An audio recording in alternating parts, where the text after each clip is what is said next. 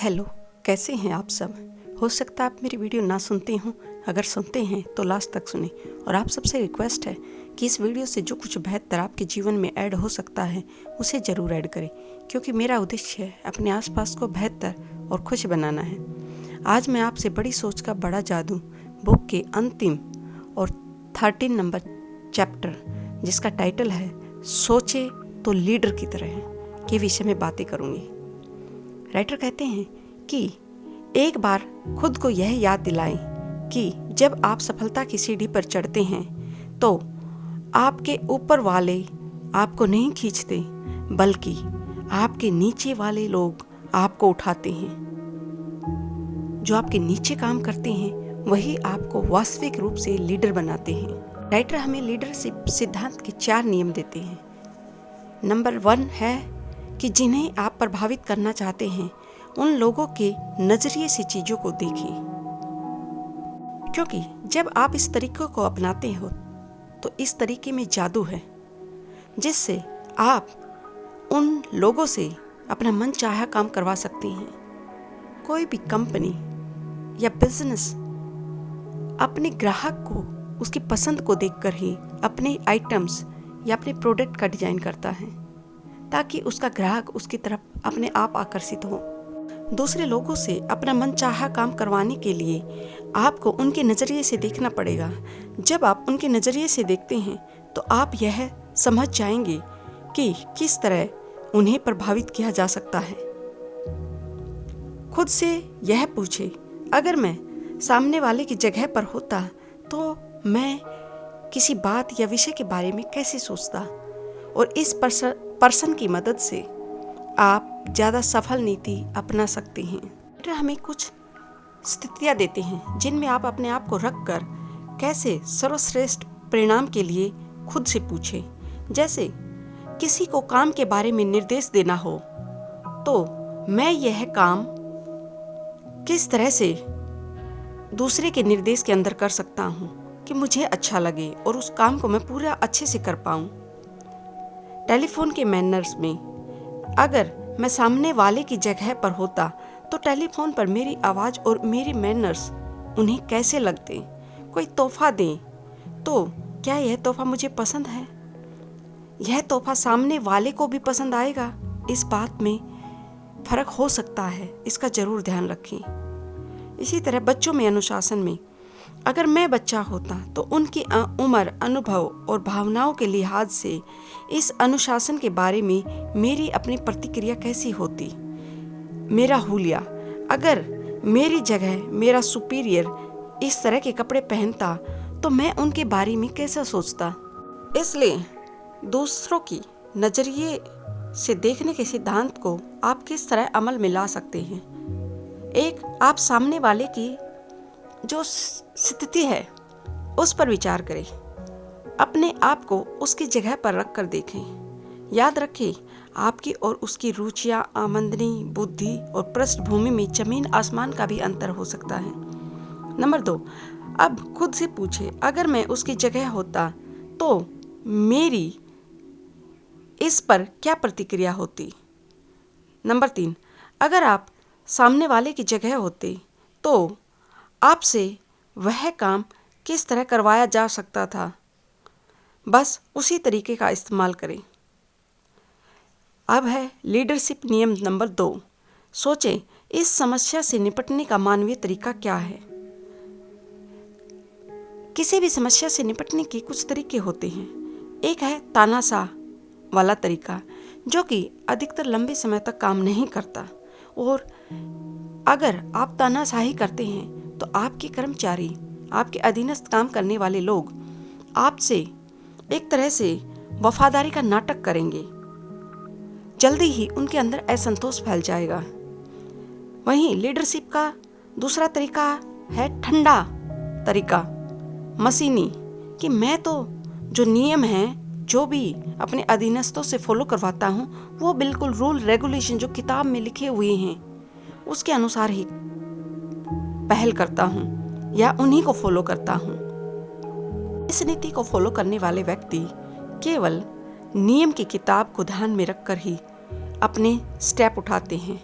और उनकी नीति या योजना केवल एक मार्गदर्शक सिद्धांत होती है।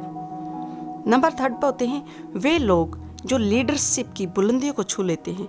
ये तीसरी शैली वाले, इन्हें कहते हैं मानवीय बनने की शैली।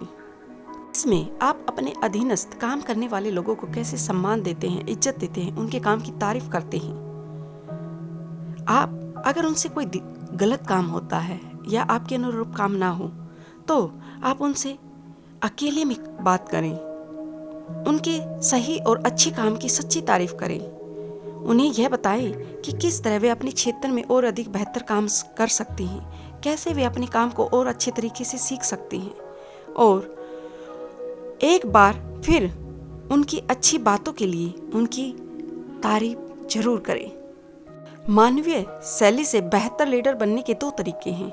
नंबर 1 है, पहला, हर बार जब भी आप लोगों से संबंधित किसी मुश्किल मसले का सामना करें तो खुद से पूछें, इससे निपटने का मानवीय तरीका क्या है। नंबर 2, मानवीय बनने के नियम से लाभ लेने का दूसरा तरीका यह है कि आप अपने काम में या काम से यह जताएं कि आपके लिए ये लोग महत्वपूर्ण हैं, यानी कि आपके काम और हाव भाव में वे सब चीज़ें झलकनी चाहिए जिससे आपके अधीनस्थ काम करने वाले लोगों को यह लगे कि आप उनके साथ हैं, आपकी उनमें रुचि है। इसलिए जब भी आपको मौका मिले आप अपने अधीनस्थों की व्यक्तिगत रूप से तारीफ करें और यह तारीफ करने का अभ्यास करें अपने जीवन में। सही तरीके से लोगों के साथ व्यवहार करें। लीडरशिप का नियम 3 है, प्रगति के बारे में सोचें और प्रगति के बारे में विश्वास करें और प्रगति के लिए कोशिश करें। जब कोई आपके बारे में यह कहता है कि आप सिर्फ प्रगति की बातें करते हैं या आप ही वह आदमी हैं जो इस काम को कर सकते हैं, तो आपकी इससे बड़ी और कोई तारीफ हो ही नहीं सकती। प्रगतिशील नजरिया विकसित करने के लिए आप 2 खास चीजें कर सकते हैं। एक, जो भी काम आप करें उसमें सुधार के बारे में सोचें। नंबर 2, जो भी काम आप करें उसमें आप ऊंचे स्तर पर रखें, यानी कि आपका काम उच्च स्तर पर पहुंचना चाहिए, वह आपके लिए प्रायोरिटी होना चाहिए। जब आप प्रगति में विश्वास करेंगे और प्रगति के लिए ही प्रयास करेंगे तो आप ऑटोमेटिकली एक बेहतर लीडर बनेंगे। एक चीज का ध्यान रखें, जब आप किसी समूह के लीडर बनते हैं तो उस समूह के लोग तत्काल आपके आदर्श और उदाहरण के हिसाब से चलने की कोशिश करते हैं। जब किसी कंपनी में कोई बॉस या सीनियर ऑफिसर ज्वाइन करता है तो उसकी जूनियर अधीनस्थ जो हैं हमेशा कोशिश करते हैं यह जानने की कि उनके बॉस को क्या चीज़ पसंद है, किस तरह के काम के आवर्स पसंद है, किस तरह की उनकी भाषा, खाना पीना, मतलब वो आपके अंदर रुचि लेते हैं। आगे राइटर आपको प्रगतिशील चिंतक बनने के लिए एक चेकलिस्ट देते हैं, जैसे क्या मैं अपने काम धंधे के बारे में प्रगतिशील चिंतन करता हूँ, उसी तरह क्या मैं अपने परिवार के बारे में, इसी तरह क्या मैं अपने समाज के बारे में भी प्रगतिशील चिंतन करता। लीडरशिप नियम नंबर 4 है, अपने आप से बात करने के लिए समय निकालें और अपने चिंतन की प्रबल शक्ति का दोहन करें। ज़्यादातर जो बड़े लीडर्स होते हैं वो काफ़ी समय अकेले में सोचते हैं, अपना समय अकेले में बिताते हैं और खाली समय में सोचने के अलावा वे कुछ नहीं करते। हिटलर ने जेल में एकांत में जब समय बिताया तो उन्होंने अपनी जीवनी मीन काम्फ लिखी, जिसने दुनिया को जीतने की जबरदस्त योजना उन्हें दी। वहीं कुछ लोग जो हैं वो अपनी रचनात्मक लीडरशिप की जो क्षमता है उसका दोहन नहीं कर पाते। क्यों? क्योंकि उनका अपना मानना है कि वो अकेले रह नहीं सकते, उन्हें अकेले में डर लगता है। एकांत में चिंतन के बहुत अधिक लाभ हैं। हर दिन कुछ समय पूरी तरह एकांत रहने के लिए अलग रहें। आप सुबह शाम का कोई भी ऐसा बेहतर समय ले सकते हैं जिस समय शांति हो वातावरण में, विशेष रूप से शाम का यह मॉर्निंग के समय का, जब आपके मस्तिष्क में स्फूर्ति हो और बाहरी बाधाएं कम से कम हो। आप अपना चिंतन 2 प्रकार से कर सकते हैं, एक किसी दिशा पर चिंतन करके, दूसरा दिशाहीन चिंतन। जब आप किसी दिशा में चिंतन करते हैं तो किसी महत्वपूर्ण समस्या पर विचार करते हैं, एकांत में समस्या पर निरपेक्ष ढंग से सोचें और इससे आपको सही जवाब मिल जाएगा। जब आप दिशाहीन चिंतन करें तो आप अपने दिमाग को अपने आप जहां वो जाना चाहें उसे जाने दें, आज़ादी दें। और इन क्षणों में आपका अवचेतन मस्तिष्क आपके मेमोरी बैंक्स का दोहन करता है, जो आपके चिंतन मस्तिष्क को एक तरह से पोषित करता है। याद रखें, लीडर का मुख्य काम है सोचना, और लीडरशिप की सर्वश्रेष्ठ तैयारी जो है वो चिंतन है। हर दिन कुछ समय एकांत में चिंतन करने के लिए, और आप सफल चिंतन की राह पर होंगे।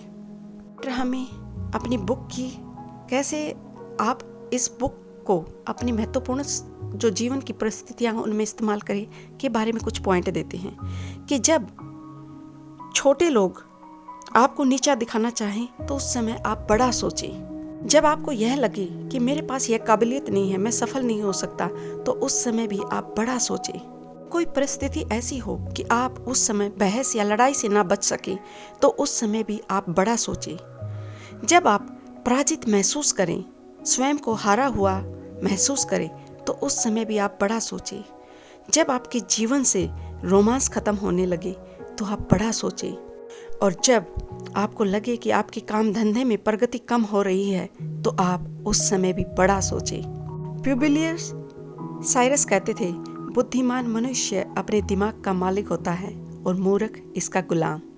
आई होप राइटर की ये बातें और मेरे कुछ विचार आपको पसंद आए होंगे।